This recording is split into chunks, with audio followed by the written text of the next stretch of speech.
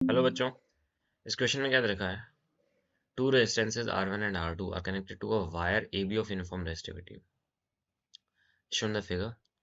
मतलब कि wire AB से इसने R1 एंड R2 कनेक्ट कर दिया। AB जो है यूनिफॉर्म रेजिस्टिविटी की है, रेजिस्टिविटी इसकी कांस्टेंट है, ठीक है, रो इक्वल्स टू कांस्टेंट दिया हुआ है। R1 इक्वल टू x है, R2 इक्वल टू 1 है। अब रेडियस ऑफ द वायर जो है AB की, वो लीनियरली वेरी करती है along its axis from 0.2 mm at A and 1 mm at B, ठीक है।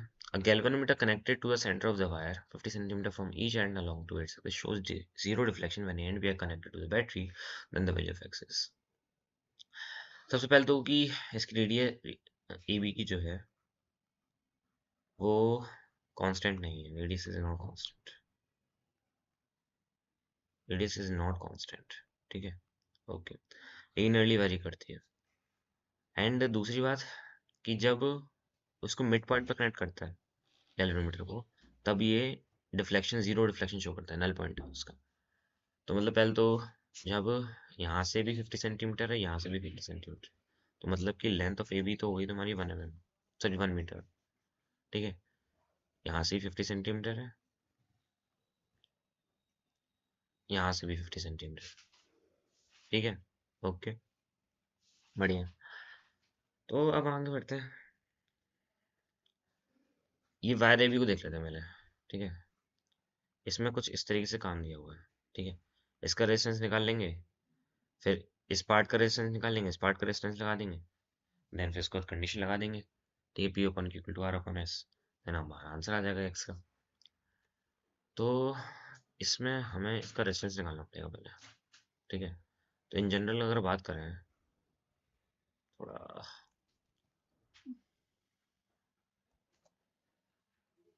इन जनरल अगर बात करें इस तरीके से, ये ए है, ये बी है, ठीक है, ये लेंथ एल है इसकी, और ये इस तरीके से मैंने मान लिया एक cross section at some distance x, इसकी विड्थ डी एक्स है, ओके।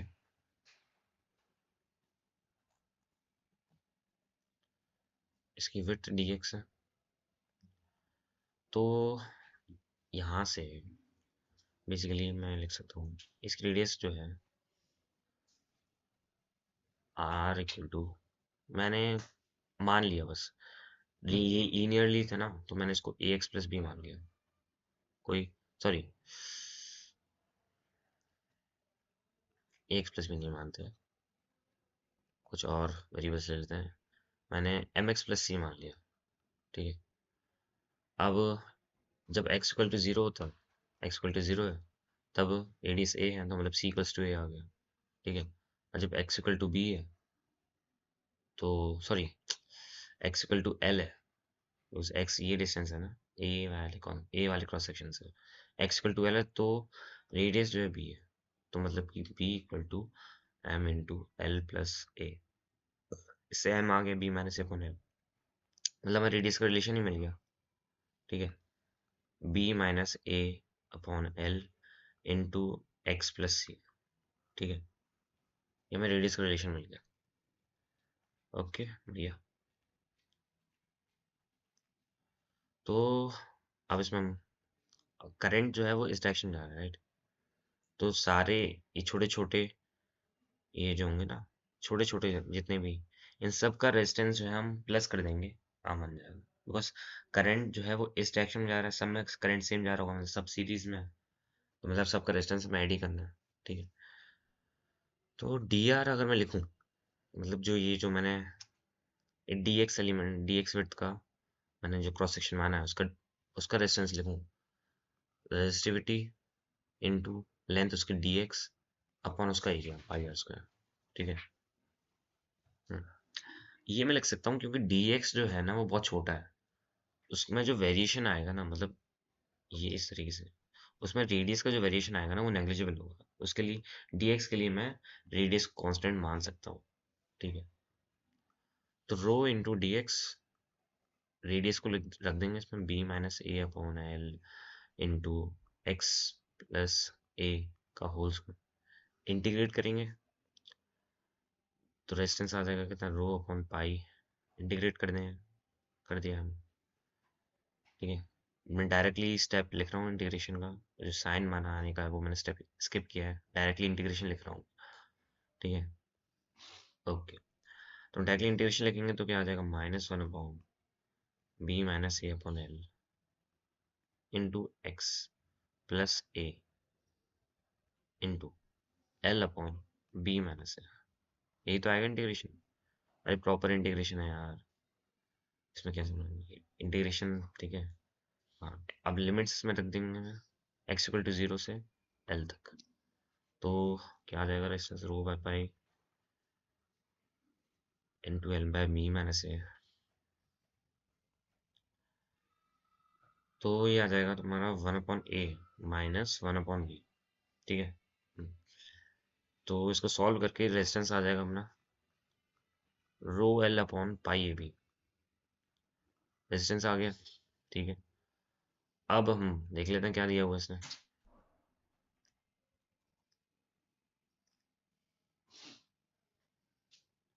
तो इसने हमें अब यहाँ का पता है, यहाँ का पता है। ठीक है, हाँ, यहाँ की रेडियस पता है, यहाँ की रेडियस निकाल लेते हैं पहले। ये मिड पॉइंट है, तो रेडियस रिलेशन तो हमने निकाला था B minus A upon L into X plus A. B यहाँ की, ए यहाँ की। बी कितना था 1, ए था 0.2, तो 0.8। एल 1 था, एक्स 50 सेंटीमीटर 0.5 प्लस ए, प्लस ए कितना था 0.2, मतलब कि ये आ गया तुम्हारा 0.6 आ गया, है ना। यस, 0.6 आ गया, 0.6 मीटर आ गया। हाँ, तो इस पार्ट का रेजिस्टेंस निकालेंगे कितना आएगा, rho L upon pi A भी। अब देखो, ये जो है ना जनरल एक्सप्रेशन है। ठीक है, कि कोई भी जो वायर है उसका इस तरीके से अगर है, यहाँ पे उसके इस एंड का ए है, इस एंड का बी है और लेंथ उसकी एल है, तो उसको मैं resistance rho L by pi A भी लिख सकता हूँ। ये जनरल एक्सप्रेशन, तो मैं इसको इसी को यूज कर रहा हूँ। इसकी लेंथ मुझे 50 सेंटीमीटर दी हुई है। ठीक है, और ए इसका कितना है 0.2, इसका बी कितना है 0.6, अभी भी निकालें। और इस वाले एंड के लिए ए इसका 0.6 बन जाएगा और इसका बी इसका 1 mm बन जाएगा और एल इसकी 50 सेंटीमीटर ही रहेगी, क्योंकि दोनों उसने इक्वली दी है इसलिए। ठीक है, तो अब मैंने जो है इस साइड का रेजिस्टेंस निकाल लेता हूँ, इस साइड का निकाल लेता हूँ फिर आंसर लगाने में। ठीक है, इस, तो जो है इस पहले लेफ्ट वाले का निकाल लेते हैं, R1। इसको मैं R1 से नोट कर रहा हूँ। ठीक है, इसको R2 से नोट करूँगा। रो इंटू लेंथ हमारी 50 सेंटीमीटर 0.5, ए कितना था 0.2, बी 0.6 था, इससे ये कैंसिल हुआ।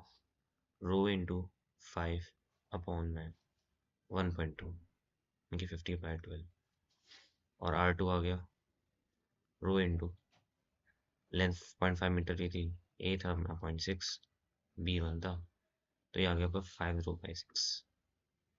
ठीक है, अब तो बस proper P upon equal to R upon S लगाना है बस। ठीक है, जो व्हीटस्टोन ब्रिज की कंडीशन होती है, R1 upon small r1 equal to R2 upon small r2। ठीक है, हाँ, व्हीटस्टोन ब्रिज की कंडीशन है डायरेक्टली। तो R1 कितना था, x, R1 x था, और small r1 50 rho upon 12, R2 R1 upon R2 को लेते हैं ना। x R2 कितना था 1, R1 अपन R2 लिख सकता हूँ। तो R1 अपन R2 का क्या रेशियो आ जाएगा, 50 rho upon 12, 5 rho by 6, 50/12 upon में 5/6, 6 से 12 कैंसिल होगा, 2 टाइम्स, 5 से 50, 10 टाइम्स। तो ये x इक्वल क्या आ गया, x अपॉन 1 इक्वल टू 5 आ गया। जगह खत्म हो गई है आई नो, बट क्वेश्चन भी खत्म ही हो गया है, तो इसलिए मैं इसी में कर देता हूँ एडजस्ट। ठीक है, x इक्वल टू 5 आ गया, यही तो पूछा था बस। ठीक है, तो इसमें कुछ नहीं था, बस ये इंटीग्रेशन पता नहीं, ये है ना जनरल कॉशन ही होता है जब करंट इलेक्ट्रिसिटी पढ़ाते हैं, ये कराया जाता है, ठीक है ना। लेकिन मैंने आपको प्रॉपर ड्राइव ही करके दिखा दिया, ठीक है, इन किसी किसी को पता ना हो तो। ठीक है।